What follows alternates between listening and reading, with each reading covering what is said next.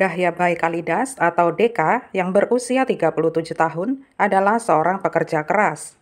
Dia berkewarganegaraan India dan baru saja tinggal di Georgia selama beberapa bulan dan bekerja di sebuah toko di pom bensin bernama Kankus Express.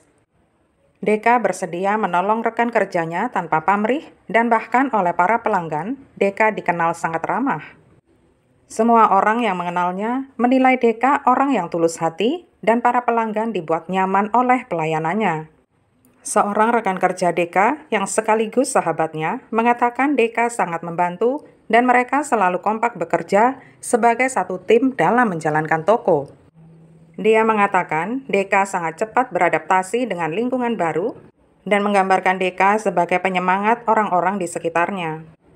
Pada pukul 19, shiftnya selesai dan dia berpamitan kepada Deka dan tidak pernah menyangka itulah pertemuan terakhirnya dengan sahabat baiknya itu. Pada 9 Maret 2014, seorang pelanggan tetap toko Kankus menelpon 911 sekitar pukul 11.30 malam. Pada waktu dia masuk toko, dia mencari Deka yang tidak ada di mejanya. Dia melihat pintu ke area karyawan di belakang toko tampak sedikit terbuka. Dia bisa melihat kaki Deka dan ada genangan darah di sana, dan dia segera menelpon 911. Biro Investigasi Georgia langsung tiba di TKP. Mereka mengidentifikasi korban adalah Deka dari kartu identitasnya yang ada dalam dompetnya. Kejahatan yang menimpa Deka begitu sadis. Tubuh Deka ditikam beberapa kali. Ada tanda-tanda pertahanan diri yang dilakukan Deka. Polisi sudah mendapatkan rekaman CCTV baik di luar maupun di dalam toko. Dalam rekaman tersebut, Deka terlihat sedang sibuk di kasir sambil berinteraksi dengan pelanggan. Saat istirahat, dia berjalan mengitari area belakang tempat karyawan. Namun saat dia kembali ke posisinya di kasir, tiba-tiba dia berbalik badan dan berlari kembali ke ruang karyawan dengan diikuti sosok berkerudung putih. Dalam rekaman, tampak Deka berusaha menutup pintu di belakangnya, tetapi pelaku mendobraknya terbuka dan langsung menyerangnya. Kamera di area karyawan di bagian belakang toko menunjukkan kejadian pembunuhan yang sangat brutal itu. Awalnya, tampak tersangka memasuki toko sambil menodongkan senjata yang berhasil direbut oleh Deka. Kemudian dengan secepat kilat, tersangka segera meraih pisau dan menikam Deka berkali-kali. Saat Deka rebah, sang tersangka menutup wajah Deka dengan lakban, lalu dia bercongkok di samping Deka untuk menunggunya sampai tewas, dan dia bahkan berusaha mencekiknya. Polisi menduga tersangka melakukan itu untuk mempercepat proses kematian Deka. Tersangka memasuki toko mengenakan hoodie putih yang diikat erat di wajahnya dan mengenakan kacamata hitam. Setelah berhasil membunuh Deka, dia mencuri uang dari kasir dan juga mengambil gulungan lotre. Si pelaku sempat berinteraksi dengan pelanggan di sana. Kemudian, dia masuk ke ruangan tempat Deka dibunuh, memasukkan barang curian ke dalam tas ransel hitam, dan meninggalkan toko dengan berjalan kaki. Polisi terus mempelajari rekaman CCTV untuk mencari tahu kapan tersangka memasuki toko. Tampak di sana ada seseorang yang mengenakan hoodie hitam berjalan memasuki toko dengan membawa tas hitam yang sangat mirip dengan yang dibawa pelaku di bahunya. Dia tampak masuk kamar kecil, tetapi saat keluar dan kembali ke dalam toko, dia tampak mengenakan hoodie putih. Setelah berganti hoodie putih inilah, si pelaku melakukan aksi kejahatannya. Polisi juga mempelajari rekaman kamera CCTV dari SPBU lain tepat di seberang jalan bernama SPBU Kangguru. Dalam rekaman itu, tampak seorang wanita berambut pirang keriting mengenakan hoodie putih keluar dari toko. Setelah menggunakan kartu kreditnya untuk membeli bensin, dia masuk ke mobil Kia berwarna hijau dan pergi. Seorang teknisi CSI menemukan ponsel di bawah panci penggorengan di ruang belakang tempat Deka dibunuh. Polisi mendapati bahwa ponsel itu bukan milik Deka, melainkan milik tersangka. Setelah mendengar kabar tentang pembunuhan di pom bensin itu, seorang pria bernama Charles memberikan kesaksiannya kepada polisi. Charles adalah orang yang berinteraksi dengan tersangka setelah pembunuhan Deka terjadi. Pada malam itu, Charles memasuki toko untuk membeli soda dan keripik. Diduga kuat bahwa Charles berada di toko pada saat pembunuhan itu terjadi. Charles bahkan terlihat dalam kamera sedang melewati pintu khusus karyawan. Charles mengatakan kalau dia sempat berbicara dengan seorang wanita di bagian depan toko saat Charles hendak membayar belanjaannya. Dia mengatakan wanita itu berbicara dengan aksen Timur Tengah yang dibuat-buat.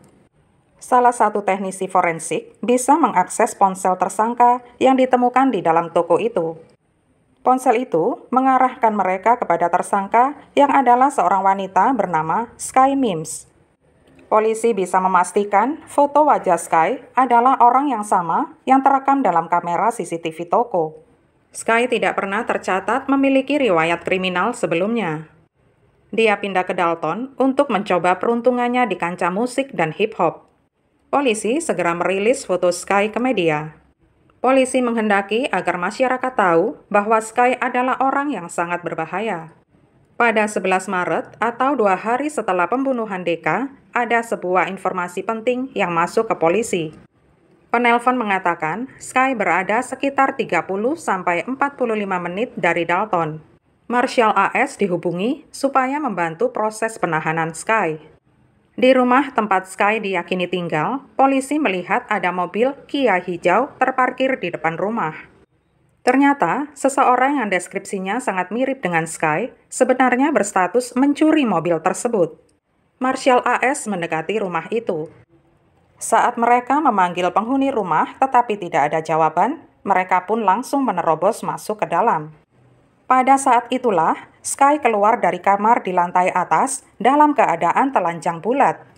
Dia membuat polisi meyakini kalau dia bersenjata dengan maksud agar polisi menembaknya. Polisi menangkap dia dan sprei pun digunakan untuk menutupi tubuhnya yang bugil. Dalam perjalanan menuju kantor polisi, Sky berhasil melepaskan borgol di tangannya. Polisi pun harus menepi dan memberesi borgolnya, dan Sky benar-benar tidak kooperatif. Sky terus-menerus meneror detektif yang mengemudikan mobil tentang kira-kira apa yang akan terjadi kalau dia menyerangnya. Sky juga mengatakan kalau dia lebih memilih mati saja. Tiket lotre yang dicuri Sky ditemukan di kamar lantai atas rumahnya. Sementara di dalam mobil Kia ditemukan senjata pembunuhan, pistol, dan sarung tangan. Ketika Sky ditanya seputar mobil Kia itu, dia tidak banyak membantu selama proses interview. Dia tampak sering tertawa cekikikan seolah mengejek polisi. Dia juga tidak mau menjawab pertanyaan apapun lagi kalau tanpa pengacara. Setelah para detektif meninggalkan ruangan, Sky melihat ke arah kamera dan mengumpat-ngumpat. Sky pun didakwa dengan pembunuhan. Bukti menunjukkan darah DK ditemukan di sarung tangan yang dikenakan oleh Sky. DNA Sky juga ditemukan di dalam sarung tangan. Sementara pada pisau ada darah Sky sekaligus darah DK. Pada 29 Mei 2014, Sky didakwa dengan pembunuhan bersenjata, 4 dakwaan kejahatan besar, 2 dakwaan penyerangan, perampokan bersenjata, pencurian, kepemilikan pisau selama melakukan kejahatan, dan pencurian dengan membawa barang curian ke negara bagian. Tetapi Sky mengaku tidak bersalah. Diyakini motif Sky adalah obsesi besarnya untuk memenangkan lotre sehingga dia memutuskan untuk mencurinya di toko yang kebetulan sedang dijaga DK. Beberapa hari sebelum pembunuhan, Sky telah membeli tiket lotre dengan harapan bisa memenangkan hadiah sebesar $500 per minggu seumur hidupnya. Dia juga ingin menjadi seorang rapper dan mungkin dia tidak mau susah payah bekerja untuk mendapat uang. Pada 11 April 2015, Sky dinyatakan bersalah atas semua dakwaan. Dia dijatuhi hukuman seumur hidup tanpa kemungkinan mendapat kebebasan bersyarat. Ayah Sky dalam persidangan juga menyatakan kalau dia pernah membawanya ke rumah sakit jiwa, tetapi Sky keluar dan meninggalkan Detroit demi mengejar karir hip-hopnya. Wanita 21 tahun ini dilaporkan sempat melambai dan tersenyum ke arah kamera selama persidangan berlangsung dan sama sekali tidak menunjukkan penyesalan atas perbuatan kejamnya.